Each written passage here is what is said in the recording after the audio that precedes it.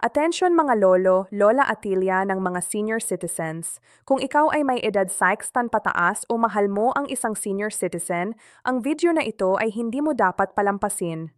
Noong 2026, may mga bagong panuntunan na ipinatupad ang pamahalaan na direktang nakakaapekto sa iyong mga benepisyo, at marami sa atin ang hindi pa alam na may mga pagbabago na. Nangahulugan ito na posibleng may pera, diskwento o pribilehiyo kang hindi pa natatanggap dahil lang sa hindi ka nakaalam. Pag-uusapan natin ngayon ang lahat ang pinakabagong update sa monthly pension at financial assistance, ang mga bagong benepisyo sa healthcare na epektibo ngayong 2026, ang mga pagbabago sa Senior Citizen ID at kung paano ito makakaapekto sa iyong mga diskwento at ang mga sikreto na benepisyo na hindi alam ng karamihan pero may karapatang matanggap ng bawat senior citizen. Ang mga impormasyong ito ay nagmula sa opisyal na mga ahensya ng gobyerno, kaya maaari mong pagkatiwalaan ang bawat salitang aming sasabihin. Hindi mo kailangang maghanap pa sa iba't ibang website o puntahan ng mga opisina. Lahat ay nandito sa video na ito. Huwag hayaang mawala sao o sa iyong pamilya ang mga benepisyong pinaghirapan ninyong makuha. I-like ang video na ito ngayon para malaman ng ibang senior citizens ang kanilang mga karapatan at i-share ito sa iyong mga mahal sa buhay.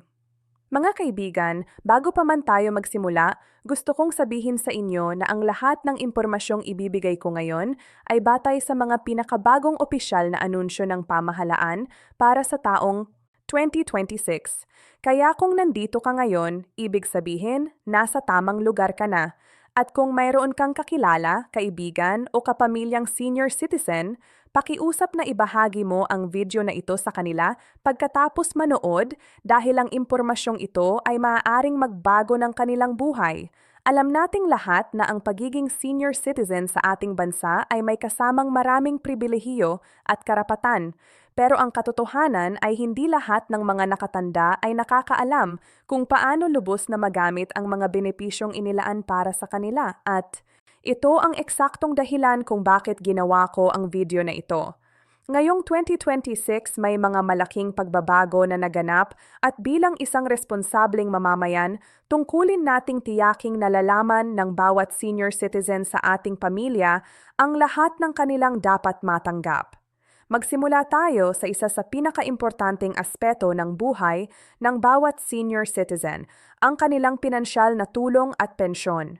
Sa ilalim ng Republic Act 99994 o mas kilala bilang ang Expanded Senior Citizens Act, ang bawat Pilipinong may edad anong taon pataas ay may karapatang makatanggap ng social pension mula sa Social Pension for Indigent Senior Citizens Program na pinapatakbo ng Department of Social Welfare and Development or DSWD. Ngayong 2026, may mga update na ginawa sa proseso ng pagpapalabas ng social pension at mahalaga itong malaman ng lahat. Ang social pension na ito ay nakatakda para sa mga indigent senior citizens. Ibig sabihin, para sa mga nakatatandang walang regular na pinagkukunan ng kita, walang permanenteng tirahan at walang kapamilyang may kakayahang suportahan sila. Ang halaga ng buwan ng pensyon na ito ay nanatiling nakatutok sa pagtulong sa kanilang pangunahing pangangailangan sa araw-araw na pamumuhay. Ngunit ang bagong update ngayong taon ay nakatuon sa mas mabilis at mas mahusay na paraan ng pagpapalabas ng naturang benepisyo. Ang DSWD ay nagpatupad ng mas streamlined na proseso ng pag-verify at pamamahagi upang matiyak na ang mga tunay na karapat-dapat na senior citizens ay makatatanggap ng kanilang tulong ng walang matagal na pag-antay. Kung ikaw o ang iyong kapamilyang senior citizen ay hindi pa nakakatanggap ng social pension kahit matagal na itong hinihintay, huwag mag-atubiling pumunta sa pinakamalapit na DSWD office sa inyong lugar. Magdala ng valid ID, proof of residency at anumang dokumentong nagpapatunay ng inyong katayuan bilang indigent senior citizen. Ang proseso ay maaaring tumagal ng ilang linggo, ngunit ang mahalaga ay magsimula na kayong kumilos ngayon. Ngayon naman, pag-usapan natin ang isa pang napakahalagang paksa, ang diskwento at exemptions na karapat-dapat matanggap ng bawat senior citizen. Ito ang isa sa mga pinaka-actively na ginagamit na benepisyo ng ating mga nakatatanda. At ngayong 2026, may mga clarification at bagong enforcement guidelines na isinabatas na dapat ninyong malaman. Ayon sa batas, ang bawat senior citizen ay may karapatang makatanggap ng 25% diskwento sa lahat ng establisimento na nagbibigay ng mga produkto at serbisyo para sa kanilang pangunahing pangangailangan, kasama dito ang mga grocery stores, supermarkets, drugstores, restaurants at iba pang retail establishments. Dagdag pa rito, ang mga senior citizen ay exempted sa value-added tax o VAT sa kanilang mga pagbili ng mga piling produkto at serbisyo. Pero narito ang bagong update na marami sa inyo ay malamang hindi pa nakakaalam. Ngayong 2026, mas pinalakas ang enforcement ng mga estabimento na tumatanggi o nagpapabagal sa pagbibigay ng diskwento sa mga senior citizens. Ang mga negosyong hindi sumusunod sa batas na ito ay maaaring maharap sa mas mabigat na multa at parusa kaysa dati, kaya kung ang inyong paboritong tindahan o restaurant ay nagtatangkang bawasan o tanggihan ang inyong diskwento, malaman ninyo na may karapatang legal kayo na magreklamo at sineseryoso ngayon ng mga autoridad ang mga ganitong reklamo. Paano kayo makakapagreklamo? Maaari kayong pumunta sa Office for Senior Citizens Affairs or OSCA sa inyong lokal na pamahalaan. Maaari rin kayong direktang makipag-ugnayan sa Bureau of Internal Revenue o BIR at sa Department of Trade and Industry o DTI dahil ang dalawang ahensyang ito ang nagpapatupad ng senior citizen discount compliance sa buong bansa. Ang inyong reklamo ay maaaring isumiti ng personal o online sa pamamagitan ng kanilang opisyal na mga website. Isa pa sa madalas na itinatanong ng mga senior citizen at ng kanilang mga pamilya ay ang patungkol sa PhilHealth benefits.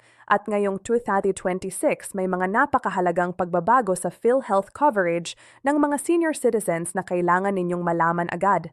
Una sa lahat, ang lahat ng senior citizen na may edad 60 taon pataas ay otomatikong miyembro ng PhilHealth. Kahit hindi sila nakapag-ambag ng kahit anong halaga sa kanilang buhay, ito ay isa sa mga pinakamahalagang pribilehiyo ng pagiging senior citizen sa ating bansa. Ngunit ang tanong ng marami ay gaano kalaki ang coverage na matatanggap nila. Ngayong 2026, ang PhilHealth ay nagpatupad ng mas komprehensibong listahan ng mga sakit at kondisyon na sakop ng kanilang Senior Citizen Benefits Package. Kasama na ngayon sa mas malawak na coverage ang ilang mga outpatient procedures at diagnostic tests na dati ay hindi masyadong sakop. Ang layunin nito ay bawasan ang out-of-pocket expenses ng mga nakatatanda tuwing pumupunta sila sa ospital o clinic.